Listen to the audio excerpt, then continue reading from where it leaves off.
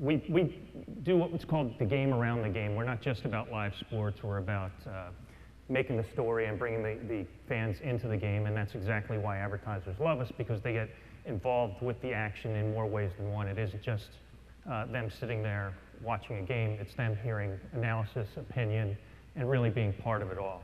So every day is game day for us, and more importantly, every day there's a champion.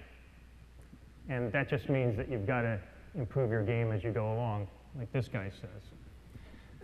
And basically, to find out what this is all about, I'll tell you a little bit about operations. I was, as we're all going to do shortly, meet with our accountant. I was meeting mine, and he said, "What do you do for a living?" And I said, "Ad sales." And even though I don't sell and I'm in operations, the reality is that's what we do. Everything we do supports operations, or supports sales. And operations it's process for some people, it's data for others, but more importantly, it's all about sales. If we don't do what we do, sales doesn't get done. It just doesn't happen. And you wind up not getting anything out of it. So when you realize that everything we do impacts sales, we constantly have to keep improving everything we do. We started running into some issues internally at ESPN, because as everybody else here has, we've got headcount issues, we've got problems with the amount of manual work that gets done, and we really needed to improve the game somehow. And one of the ways that we did it is that we had to look at our internal structure, and we found out something, that basically we had a bifurcated operations structure. We had one group that was in charge of basically doing all the pre-sale work, putting together the RFPs and doing all of the manual work, while another group was doing the post-sale, the trafficking, and managing the accounts as they went along. And we decided to streamline it because we realized it would be a lot easier to take one campaign and have one person working on it and just run it all the way through and have one person in charge of it.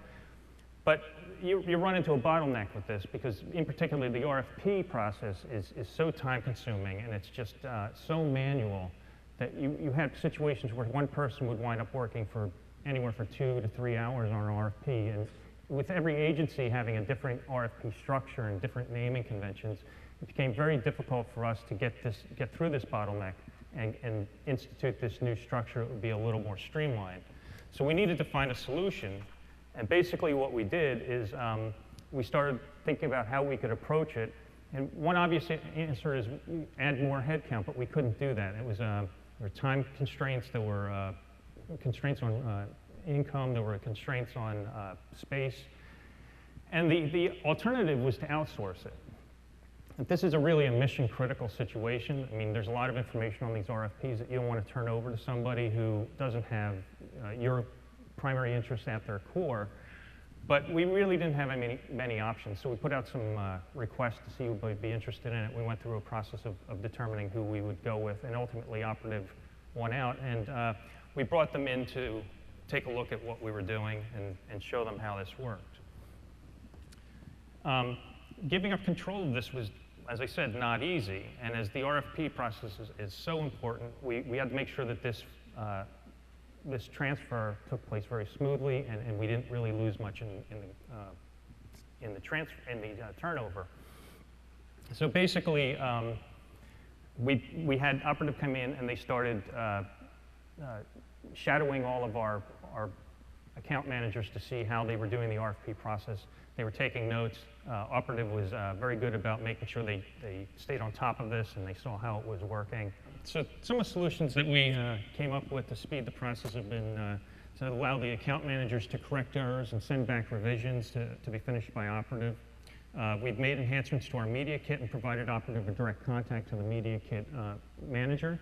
And that way he can contact them and let them know when changes are coming ahead of time so that they can alter their systems and make sure that the information is processed a lot more efficiently.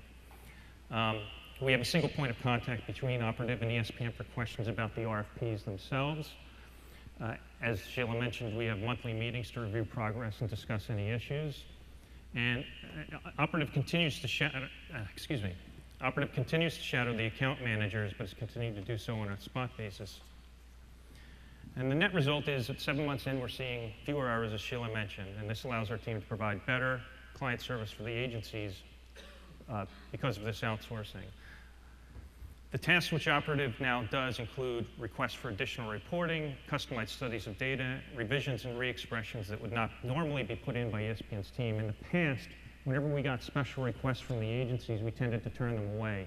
Our feeling was that we were overloaded and we just didn't have the capability of doing it. And as all of you know, agencies are making more and more requests. They are beginning to send more information, more requests for information over to the publishers rather than having their own teams do it because they're also running into headcount constraints. So in addition, there was the added value of Operative's focus on software and process. That's something that in operations isn't very high on our list. As I said, we focus on sales. We make sure that we get the job done for our salespeople and that we can continue to bring the money in and help them bring the money in.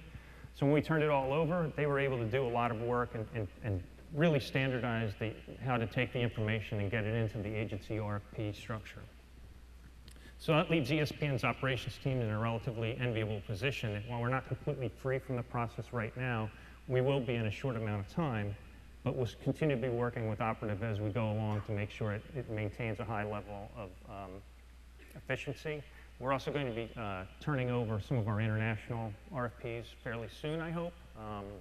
And we should be looking into some other potential partnerships with Operative in the near future to go along with this. So, thank you.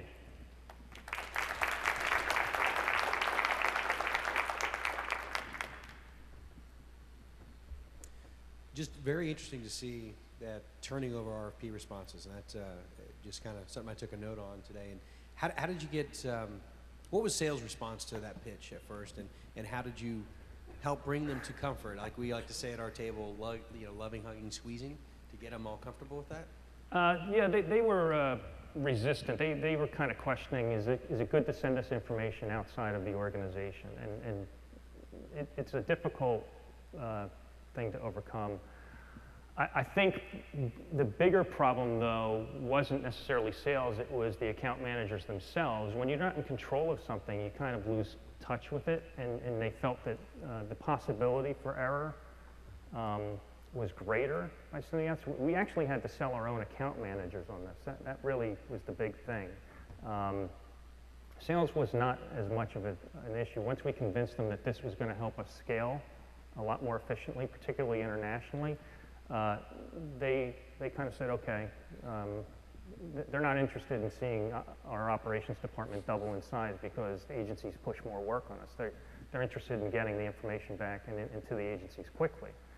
So the selling job was really within our own department and convincing the account managers that somebody else can do this well and do it efficiently.